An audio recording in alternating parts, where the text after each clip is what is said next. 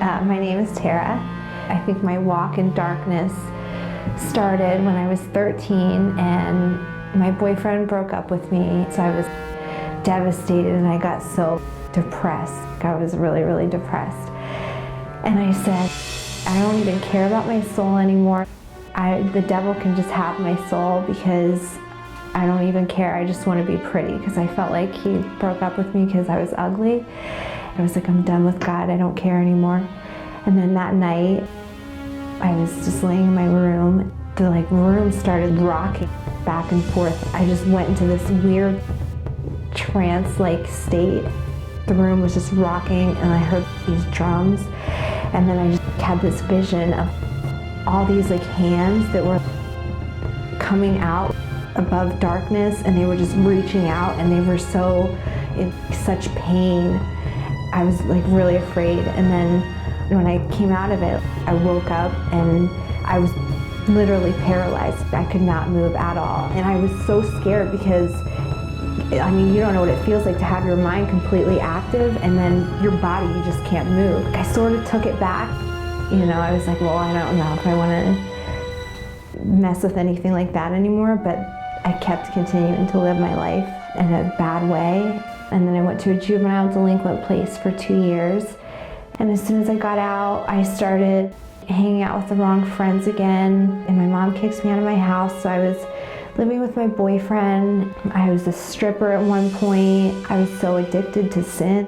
I just couldn't stop sinning. It was an addiction, and I just was in such bad darkness. Heroin. I got on heroin really bad, and I was heavily addicted to heroin. Okay, so meanwhile, all this time that I was in darkness, my mom and my grandma they would always bring me to church retreats and stuff, because they were always hoping that I would get out of my lifestyle and stuff.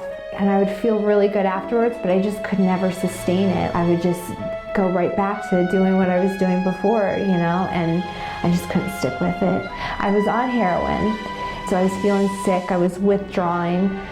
When you withdraw, you just feel really sick and you're really miserable and you can't really get out of bed. One night, I woke up. It was the loudest, almost like somebody just clapped their hands really hard and said, he called you by name. When I woke up after I heard that, I woke up really happy, so it felt good.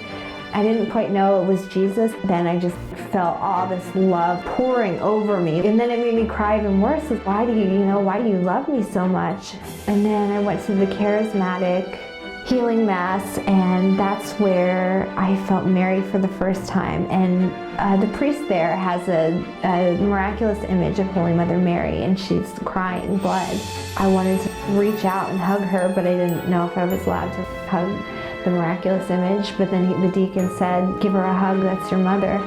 And I gave her a hug, and I just bawled my eyes out. It was the hardest I've ever cried. And while I was doing that, I felt this was going to be permanent. I felt like a stray dog that Jesus and Mary took me in and nursed me back to health. She was at the retreats that we used to go to when I was in darkness, and she told my family that I was going to get healed. And she said that she saw light coming through me and around me. And when she said that I was going to be healed, we didn't believe her at all. It came true. And I got healed, and my grandma approached her. She did get healed. Kathleen was like, oh, I know. I know. Yeah, and she prayed over me a bunch of times. But I think that was the difference in why this time I got healed, not all the other times, because of Holy Mother Mary. Because she really did walk me through my whole conversion. Because if I didn't have her, I would have never been able to sustain it. I think a lot of people were praying for me, and I think God really hears their prayers. I'm ridiculously happy.